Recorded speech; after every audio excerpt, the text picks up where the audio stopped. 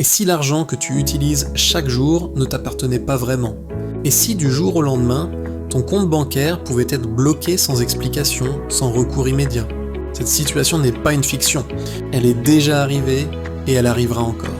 Pourquoi certains font-ils confiance à des billets imprimés par des États, tandis que d'autres préfèrent te confier leur argent à du code informatique invisible? La monnaie est-elle un outil de liberté ou un instrument de contrôle?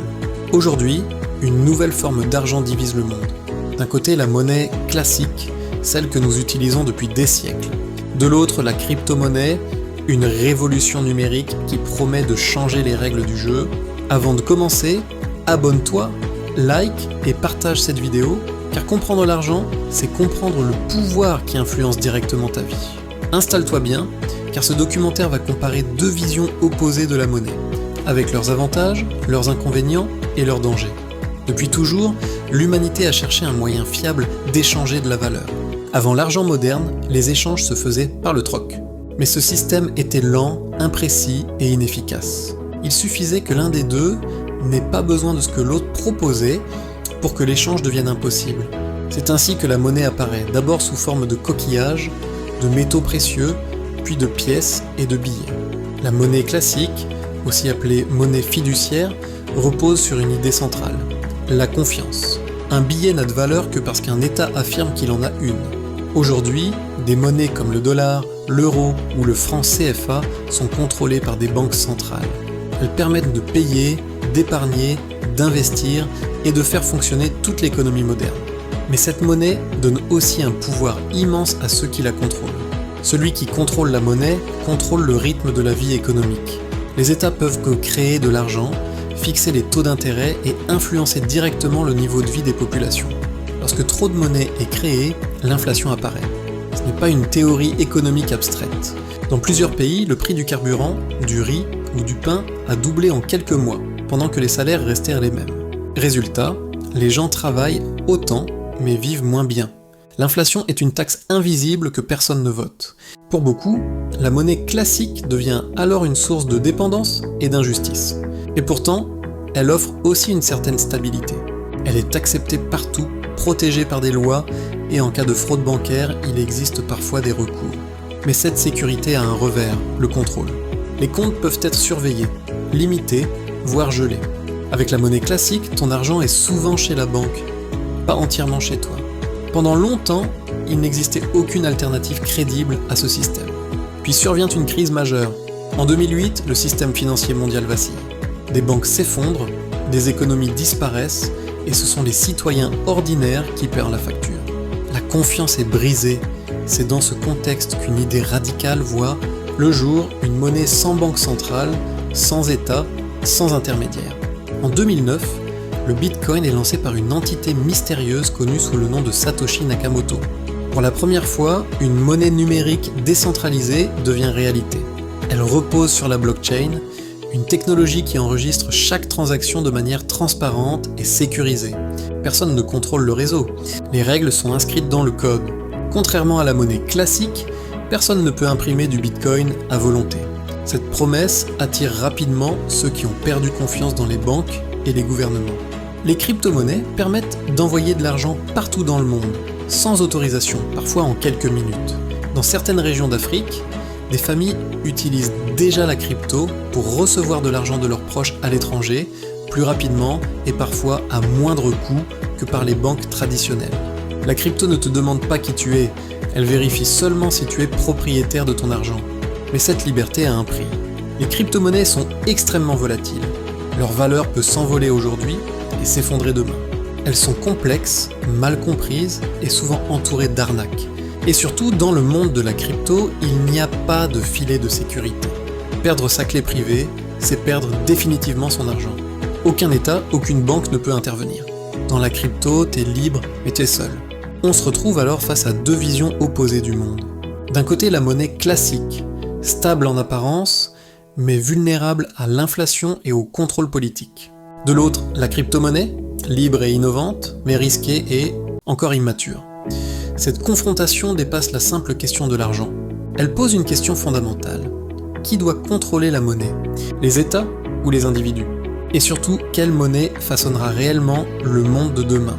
Pour comprendre réellement la différence entre la monnaie classique et les crypto-monnaies, il faut les comparer point par point, sans passion ni idéologie, mais avec lucidité. La monnaie classique, comme le dollar, l'euro ou le franc CFA, repose sur un système centralisé. Elle est émise et contrôlée par une banque centrale, sous l'autorité d'un État. Ce système a structuré le monde moderne. Son principal avantage est la stabilité relative. Même lorsque l'inflation existe, les prix évoluent généralement de manière progressive, ce qui permet aux citoyens de prévoir leurs dépenses, de payer leurs factures, d'épargner et de planifier l'avenir.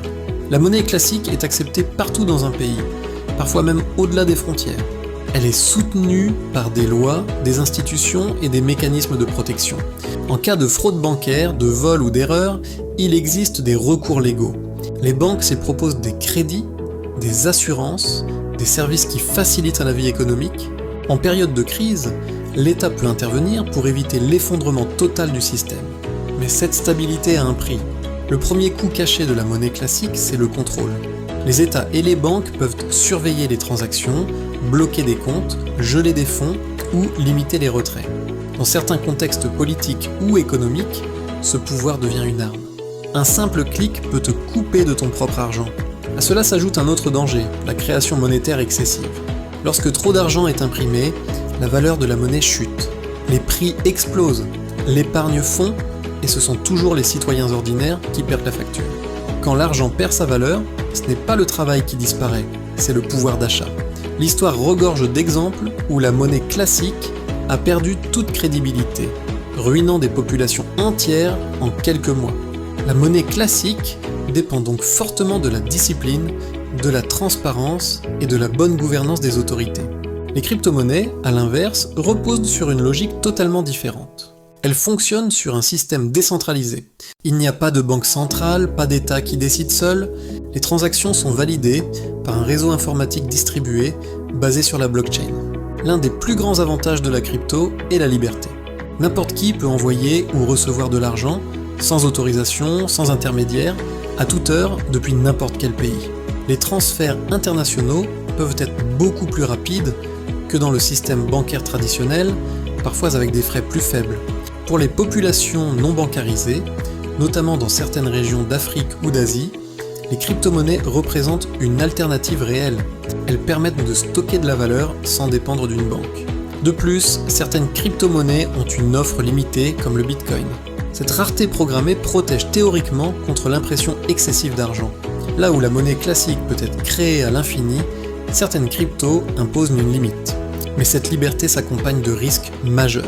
Le principal inconvénient des crypto-monnaies est leur volatilité extrême. Leur valeur peut varier brutalement en quelques heures. Acheter du pain avec une crypto aujourd'hui peut coûter 2 fois plus ou 2 fois moins demain. Cette instabilité empêche encore leur adoption massive comme monnaie du quotidien et favorise la spéculation. Autre problème central, la sécurité individuelle. Dans le monde de la crypto, t'es ta propre banque. Si tu perds ta clé privée, ton argent disparaît définitivement. Il n'existe aucun service client, aucune institution pour t'aider. Dans la crypto, l'erreur ne pardonne pas. Les arnaques, les faux projets et les piratages sont nombreux, surtout pour les utilisateurs peu expérimentés. À cela s'ajoute la complexité technique. Beaucoup de personnes ne comprennent pas comment fonctionnent les wallets, la blockchain ou les contrats intelligents. Là où la monnaie classique est simple d'usage, la crypto demande un apprentissage. Sur le plan légal, l'incertitude reste forte. Les crypto-monnaies ne sont pas acceptées partout. Leur statut juridique varie selon les pays et les régulations changent constamment.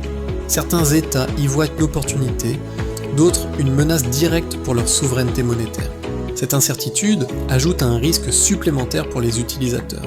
En réalité, cette comparaison montre que la monnaie classique et les crypto-monnaies ne répondent pas aux mêmes besoins. La monnaie classique est efficace pour la stabilité, les paiements quotidiens et l'organisation d'une économie nationale. Les crypto-monnaies sont puissantes pour la liberté financière, l'innovation et les échanges internationaux. Elles ne sont pas forcément des ennemis, mais des outils différents. Le vrai débat n'est pas de savoir laquelle doit disparaître, mais laquelle utiliser, quand et pourquoi. Le monde semble se diriger vers un système hybride où la monnaie classique continue d'exister pour les usages courants, tandis que les crypto-monnaies prennent une place croissante dans l'épargne, l'investissement et l'économie numérique. Cette transition est en cours et personne ne peut en prédire parfaitement l'issue. Mais une chose est certaine, l'argent est en train de changer. Et ne pas comprendre cette transformation, c'est risquer de subir le monde de demain au lieu d'y prendre part. Aujourd'hui, une chose est certaine. Le monde de la monnaie est en pleine transformation et ce changement est irréversible. La comparaison entre la monnaie classique et les crypto-monnaies montre clairement que nous ne sommes pas face à un simple choix technologique, mais face à un basculement profond de mentalité. La monnaie classique a construit le monde moderne. Elle a permis la création des États, le développement des infrastructures, la croissance des entreprises et l'organisation des échanges à grande échelle. Elle offre encore une stabilité relative, une reconnaissance légale et une simplicité d'usage indispensable à la vie quotidienne. Mais elle révèle aussi ses failles. Inflation persistante, contrôle excessif, dépendance aux décisions politiques, crise financière répétée, autant de réalités qui rappellent une chose essentielle, la stabilité n'est jamais garantie, elle est toujours conditionnelle. Les crypto-monnaies, elles, représentent une rupture historique. Pour la première fois dans l'histoire, un individu peut détenir et transférer de la valeur sans demander l'autorisation à une banque ou à un État. Elles offrent une liberté financière inédite, une transparence technologique et une résistance à certaines formes de manipulation monétaire.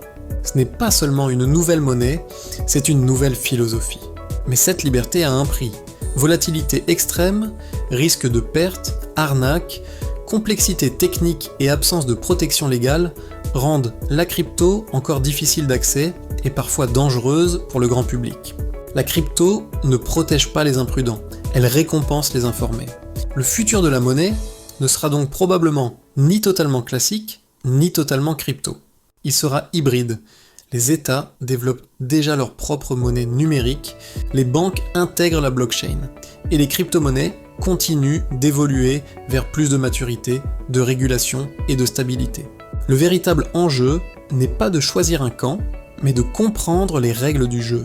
Car dans un monde où l'argent change, ceux qui refusent de comprendre ces changements risquent d'en payer le prix. L'argent n'est jamais neutre, il façonne le pouvoir, la liberté et les opportunités.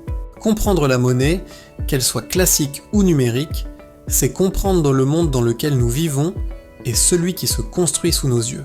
Ce documentaire n'avait pas pour but de te dire quoi utiliser, mais de te donner les clés pour réfléchir par toi-même et faire des choix conscients. Si tu es arrivé jusqu'ici, c'est que ce sujet t'a réellement interpellé. Alors prends une seconde pour t'abonner à la chaîne, liker la vidéo et la partager autour de toi. Car plus ces connaissances circulent, plus nous devenons capables de reprendre le contrôle sur nos décisions financières. Dis-moi aussi en commentaire, fais-tu davantage confiance à la monnaie classique ou aux crypto-monnaies? Et surtout, grand merde, pourquoi? Active la cloche pour ne pas manquer les prochains documentaires, car d'autres sujets essentiels arrivent. À très bientôt.